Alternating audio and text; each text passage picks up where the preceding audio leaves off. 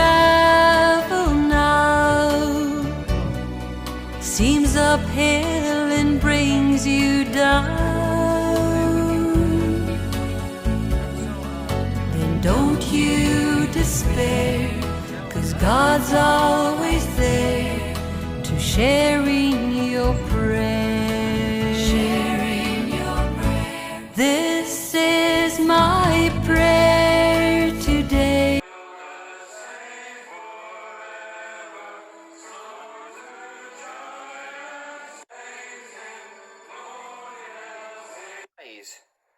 And from their likeness. So the prophets came along, and they were false prophets. They had a lot of false prophets coming into the temple, and they saying, that Jerusalem would not be destroyed if people were going to carry on in these sinful ways. They were told by God that every seventh year, the year of Jubilee, they must release the slaves, and the slaves were kept for that time, and they were released. But after the 7 years, it says they released them according to what God had said through Jeremiah, and of course they'd released them, but for one day. And all the chains were gone, the parties were there, and all the people were released, and they thought they were free, but they recaptured them all.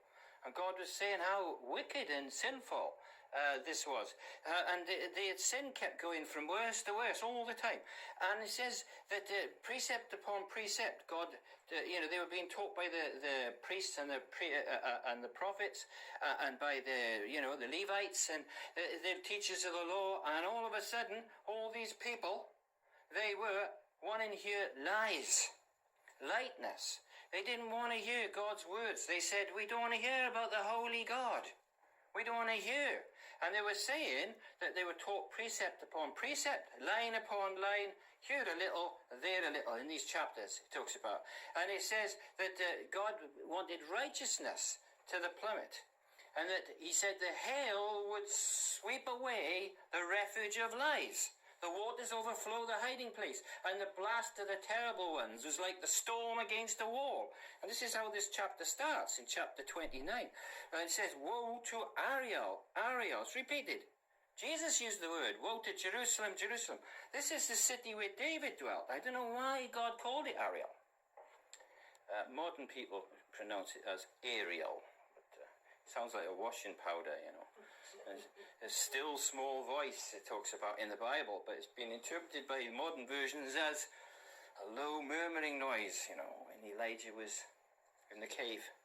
But I believe we should, we need to strict the text. Sounds like a washing machine. Yours sounds like Ariel, some washing liquid. This is what I'm thinking. It's Ariel. It's actually the Hebrew, And Ariel. And God's is telling this people, Ariel, that this distress is going to come on them, verse 2. And the heaviness and sorrow, and a camp is going to come around them. This is Sennacherib, which we read about later on in Isaiah chapter 35 and 36.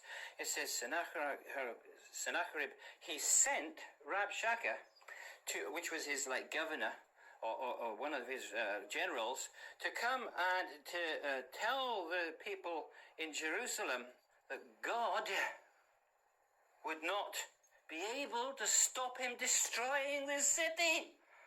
Do you know, that's astonishing.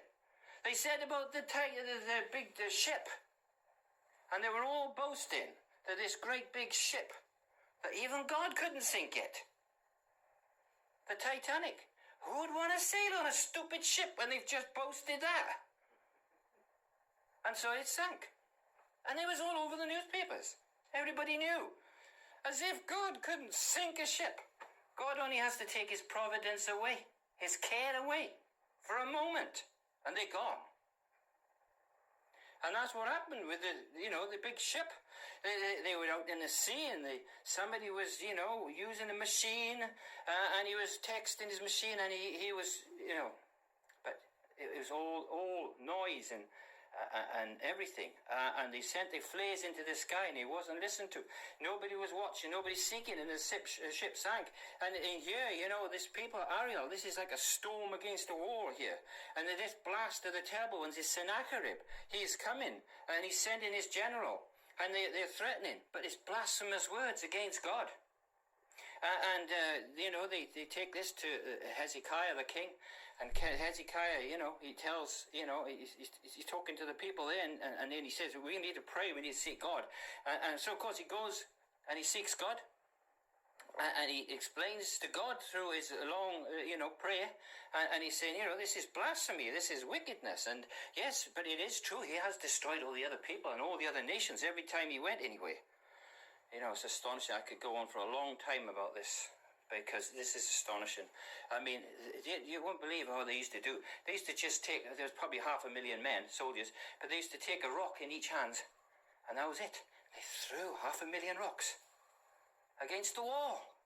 This is the hail coming against the wall. This is the blast of the terrible ones, which is the storm against the wall.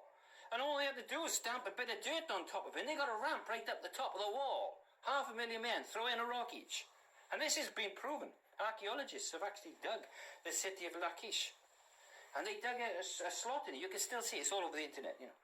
And there's about 30,000 tons of dirt and rocks being poured up against it. It's all in archaeology. It's all been proven. Every single part of this chapter and the next 4 or 5 chapters. It's astonishing. It's all in history. It's even the writings exactly the same as what's in the Bible. What's written on the walls. They discovered it about 150 years ago. In fact, I think his name was Later or something. And Taylor, the Taylor, you know, the little piece of writing on the wall. And the writing on the wall, and they deciphered it. It's exactly what it says in the Bible, except for one thing, you know. It's astonishing. But he says he kept Hezekiah as a caged bird. And this Hezekiah was like a caged bird, but this was no ordinary bird. It says that as birds flying over Jerusalem, God will destroy them. It says here in these chapters. And that's what happened. And the angel went out from these walls, these city walls of Jerusalem, and 185,000 were killed. And that's recorded in our scriptures by the angel, which defended Jerusalem. As I say, this is a little tiny bit of a background. You know, I could go on and on. These writings, you can still go there to this day. You can still see these places, you know. They're there. And if you look at the British Museum, it doesn't talk about Jerusalem being destroyed. It talks about Lachish, second biggest city. It's astonishing, you know. It's all there. And the writings on the wall is exactly as it is in the scriptures here. So the archaeology and everything backs up and proves all this and the time and the place. But this is a little background to what's happening for the end of the world. You see, the gospel is going out throughout the whole world. And Jesus said, you know, this gospel will be preached in all the world, and then the end will come. You know, Jesus said, if I be lifted up from the earth, I will draw all men unto me. And when Jesus died on that cross, he was explaining to the whole world that Christ had to come into the world. The Messiah had to come and die in our place on the cross. And if he didn't come and die on the cross for our sins, we couldn't get peace with God. And he had to come and to die. And it was predicted in the Old Testament. You know, Psalm 22, verse 16 to verse 18, it says, they pierced my hands and my feet. And it says they cast lots on my vesture, that they gambled for his clothes. But in the chapter of Revelation, the last book, it talks about in the last books, it says that Jerusalem would be surrounded by armies. And that is a prediction of the end of the world, when the Christian church is attacked, like the Jerusalem. This is like the new Jerusalem, the Christian church at the end of the world. When that is attacked, you know, God will bring down fire and brimstone, if you like, in his last, when the trumpet is blown.